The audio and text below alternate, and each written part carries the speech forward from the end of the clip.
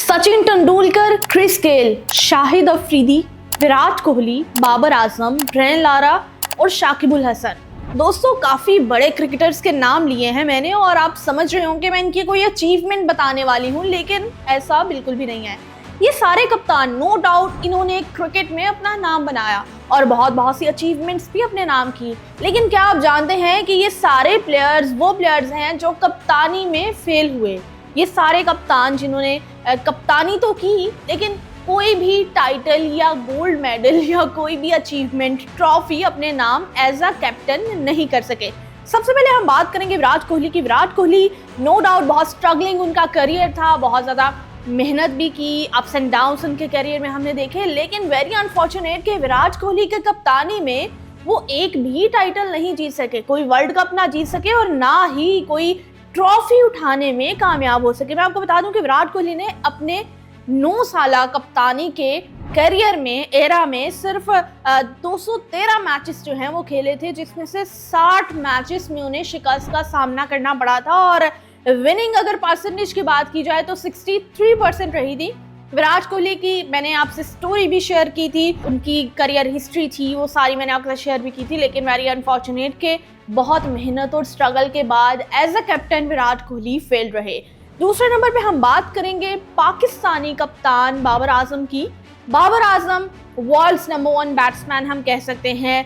बहुत सी अचीवमेंट बाबर आजम ने as a batter अपने नाम की। अगर ओडीआईज की बात की जाए तो ओडीआई में बहुत अरसे से बाबर आजम ने नंबर 1 पोजीशन जो है वो संभाली हुई है, वो पोजीशन कोई ले ही नहीं पा रहा। और जहाँ पे रन्स फुलफिलिंग की बात आ जाती है, चाहे वो 3000 रन हो, चाहे वो 10,000 रन हो, 11,000 रन हो, बाबर आजम जो है वो धड़ल्ले से तमाम ये अचीवमेंट्स कंप्लीट करते करते एक पॉइंट पे आ चुके हैं जिन्हें वर्ल्ड्स नंबर 1 बैट्समैन अब कहा जाता है। बट वेरी अनफॉर्चुनेट कि बाबर आजम ने बहुत मेहनत की है एज अ कैप्टन लीड करने की, लेकिन वो as a leader good captain prove नहीं कर सके, वो नहीं ये इम्प्रूवमेंट जो है वो ला सके। जबकि मैं आपको बता दूं कि 2021 का वर्ल्ड कप की अगर बात की जाए तो सेमीफाइनल में शिकस्त हुई और बाबर आजम का डाउनफॉल जो है वो शुरू हो गया। वो कप्तानी में उस तरह से जो है वो प्रोमिनेंसी नहीं संभाल सके और कोई भी ट्रॉफी नहीं उठा सके। थर्ड नंबर पे हम बात करेंगे वेस्ट इंडीज़ के players Brian Lara. Brian Lara जिन्हें बैटिंग स्ट्रेटजीज में देखा जाए तो बहुत ज़्यादा पसंद किया जाता है और बहुत से लोग उन्हें देख के बैटिंग करना चाहते थे, बहुत ही उम्दा जो है वो प्लेयर रहे हैं। बट वेरी अनफॉर्चुनेट कि as a captain West Indies के प्लेयर ब्रायन लारा जो है वो फेल्ड हुए। उनके कैप्टनसी में कोई भी अच्छी चीज़ देखने को नहीं मिली, कोई भी विनिंग स्ट्रैटेजीज नहीं मिली। उसके बाद वेस्ट इंडीज़ की कप्तानी जो है वो क्रिस गेल को सौंप दी गई। क्रिस गेल जिन्हें आज नाम लेने से ही लोग जो है वो जान जाते हैं, बहुत पसंद भी करते हैं उनके स्टाइल को, उनके बैटिंग एक्शन को, बॉलिंग एक्शन को, और लेकिन अनफॉर्चुनेट रहा उनके साथ भी। और इस सब चीज़ों को एक साइड पे करते हुए क्रिस गेल को खुद समझ आ गई कि वो अच्छे कप्तान साबित नहीं हो सकते हैं, वो कैपेबल नहीं हैं। उन्होंने खुद ही गिव अप किया और कप्तानी से दस्तबरदारी का ऐलान कर दिया।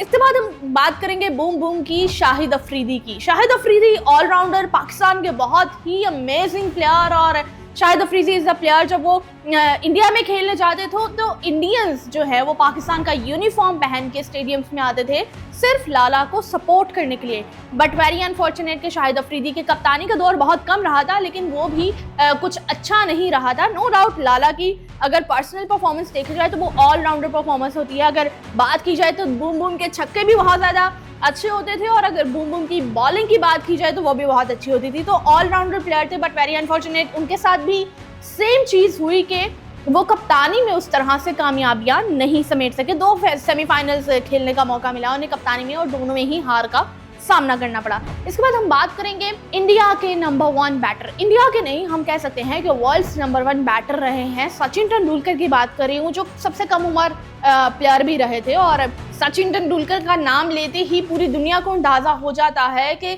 उन्होंने कौन कौन से मैचेस कब कब खेले, सेंचुरी स्कोर की। और अगर सचिन की सेंचुरी की बात की जाए तो पहली सेंचुरी जो है वो लाहौर कज़ाफ़ी स्टेडियम में उन्होंने की थी, पाकिस्तान में की थी। बहुत ही उम्दा उनकी परफॉर्मेंस थी। लेकिन सचिन तेंदुलकर भी no doubt as a player तो बहुत अच्छे प्लेयर रहे थे, ये आप भी जानते हैं, ये सब जानते हैं। लेकिन कहीं ना कहीं कैप्टेंसी, एक 2 चीज़ें होती हैं, एक प्लेयर का खुद का खेलना और एक पूरी टीम को लीड करना।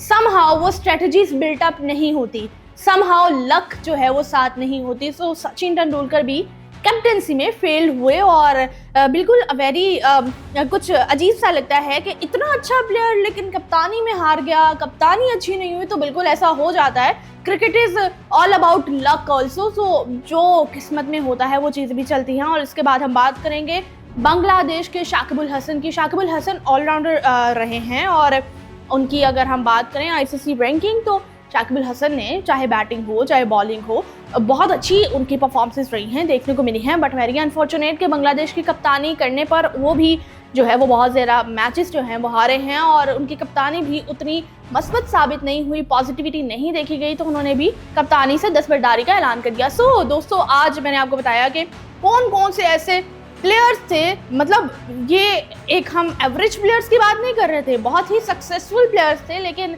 वेरी अनफॉर्चुनेट उनके साथ ये रहा कि कप्तानी जो है उसमें फेल्ड हो गए और वो कप्तानी का जो चार्म है, जो ट्रॉफी उठाने का चार्म है एज अ कैप्टन, वो उन्हें नहीं मिल सका।